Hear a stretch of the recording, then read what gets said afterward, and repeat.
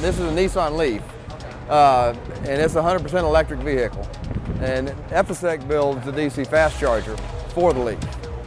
And the charger will charge the battery on the Leaf in 15 to 20 minutes, and that's up to about 80% capacity on the battery.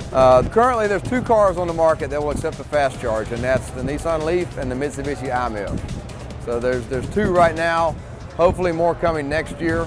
There's a new standard plug coming out that SAE has produced a standardization on. So once that plug comes out early next year, we'll start to see more auto manufacturers incorporating fast charging into their vehicles. It can go at any gas station. This is a commercially installed charger. It uses 480 volt 3-phase power.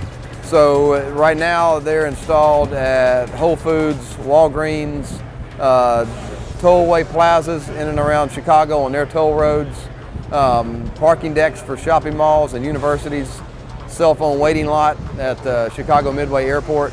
So they're installed in various places where people are going to be for 15 to 20 minutes at a time. They can come in, get a cup of coffee, do some shopping at Walgreens, and 15 minutes later they're charged up to 80% and they're ready to go again. So when you pull up to an EV charging station, there's a lever inside under the dash that you flip. It looks similar to the lever that pops the hood. Pops open the cover. You have 2 ports. You have your level 2 charge port, which is the 110 or the 240 volt, and then the DC fast charge port on the left. When you get to the charge station, you'll use an RFID card to activate the charger and also as your payment system. And then 15 minutes later, it stops automatically.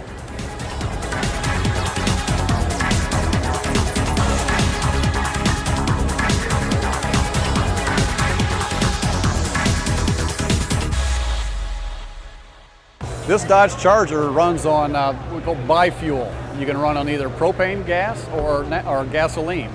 I run on propane when I have fuel in the tank. When the propane runs out, it automatically switches to gasoline on the run. You don't even have to stop. I use propane the majority of the time because it's $2 a gallon less than gasoline. Being a marketer, it's very accessible to us and many other refueling locations around the state. Propane is also clean burning. It has very few carbon molecules, thereby it doesn't foul your oil, and it's not uncommon to get twice the engine life out of a propane engine versus a gasoline or diesel engine. And the sweet thing about propane is domestically produced. Propane is a byproduct of natural gas refining, and so all the propane we use in this country comes from North America. So we're not dependent on the foreign nations to supply our fuel.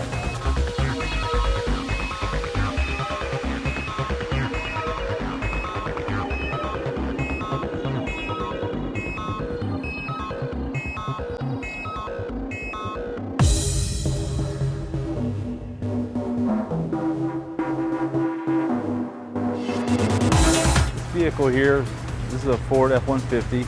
It's a dual fuel system. It runs on propane or gas. The thing about propane is really cool for the light duty stuff is the tank, the size of the tank. You can put a smaller tank in there to get more fuel. It seems to be, from a space standpoint, the better solution for the light duty type stuff. You know, we started on this journey 3 or 4 years ago, and a lot of people laughed at us when we first started.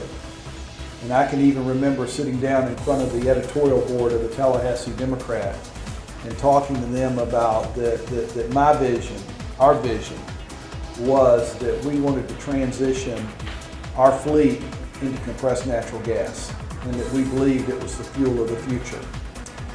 I say it today to everybody because not only can we do this in Tallahassee, Florida, but we can do this across our great state.